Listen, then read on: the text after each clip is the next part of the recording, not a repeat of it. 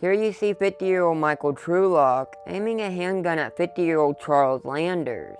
After watching the video, my immediate reaction was anger, and then I wanted to know whether or not Mr. Truelock was held accountable for his actions.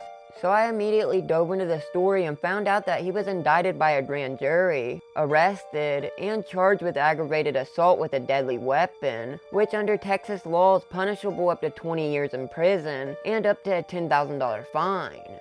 So there it was, he was held accountable. Well, at least that's what I thought. Upon looking up the court records, I was surprised to see that all the charges against him were dropped. So what happened? Did he have a buddy in high places?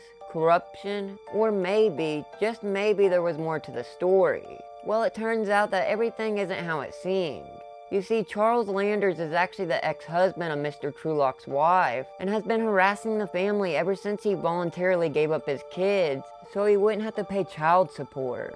On this particular day, Mr. Landers showed up to the Truelock home and started banging on the windows and doors, threatening the family. That's when Mr. Truelock confronted him and said he immediately smelled alcohol. He asked Mr. Landers what he was doing, and he replied that he was hunting. Mr. Landers has an extensive history of harassing the Truelock family, and of course this is all backed up by court records. He was arrested in 2018 for capital murder by terror or threats, as well as harassment and stalking that same year. Mr. Landers was just arrested again on February 26th of this year for stalking and making threats. If I was a guessing man, I would say the prosecutor didn't want to touch this case with a 1,000-foot pole.